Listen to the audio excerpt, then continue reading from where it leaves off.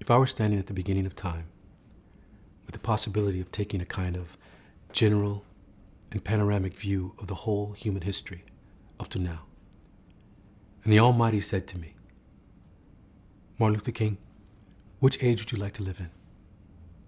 I would take my mental flight by Egypt, and I would watch God's children in their magnificent trek from the dark dungeons of Egypt through, or rather across the Red Sea, through the wilderness on towards the promised land. And in spite of its magnificence, I wouldn't stop there.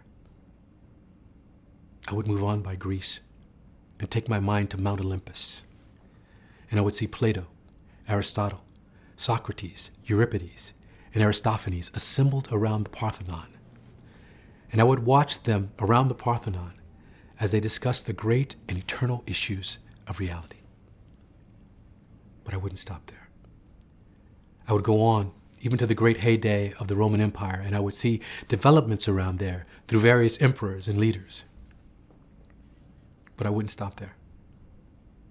I would even come up to the day of the Renaissance and get a quick picture of all that the Renaissance did for the cultural and aesthetic life of man. But I wouldn't stop there.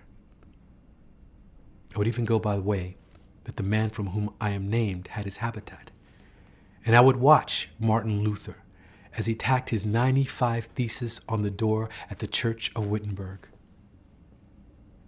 But I wouldn't stop there. I would come on up even to 1863 and watch a vacillating president by the name of Abraham Lincoln finally come to the conclusion that he had to sign the Emancipation Proclamation. But I wouldn't stop there. I would even come up to the early 30s and see a man grappling with the problems of the bankruptcy of his nation and come with an eloquent cry that we have nothing to fear but fear itself. But I wouldn't stop there. Strangely enough, I would turn to the Almighty and say, if you allow me to live just a few years in the second half of the 20th century, I will be happy. Now that's a strange statement to make because the world is all messed up. The nation is sick. Trouble is in the land, confusion all around. That's a strange statement. But I know somehow that only when it is dark enough can you see the stars. And I see God working in this period of the 20th century in a way that men, in some strange way, are responding. Something is happening in our world.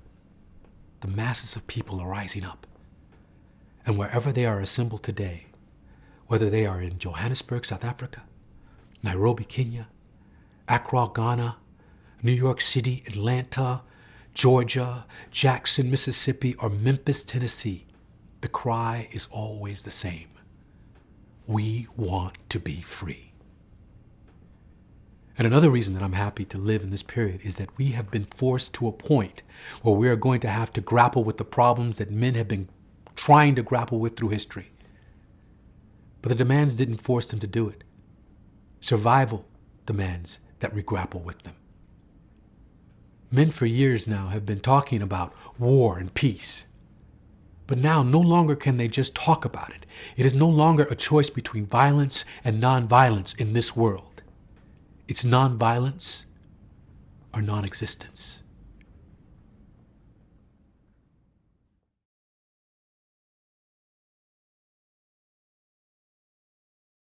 I think, what's beautiful about that speech that MLK did was he was talking about what time he could live in, or he would choose to live in if he had any choice in history. And he talked about living in the time of Egypt, Greece, the philosophers of the time of the Renaissance, all these different things he spoke of. And he said that he'd like to live just a few years, if he could ask God, he'd like to live a few years into the second half of the 20th century. Because it was at that time that he was feeling that the world could be changed and that he would have some effect. And that there was a bubbling, a resurgence that was going on, a consciousness shift, a movement where people are actually like moving themselves towards changing the face of the planet towards a more humane place where human rights were respected and where everyone had freedom. And I think when I look at that, I recognize that as he's talking about this history and he's talking about what happened, and we recognize what happened when he was a part of this movement of trying to bring human rights to society, to humanity, that there's still these things that we're reaching for.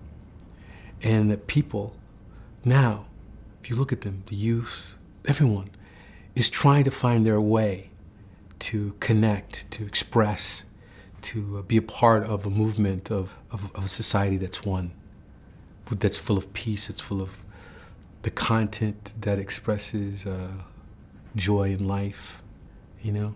So I think for me, it's another way to just talk about this time. That was from then, in 1968, I think it was. And I think we're living in a time where change is happening, where things are occurring, where people are letting their voices be heard.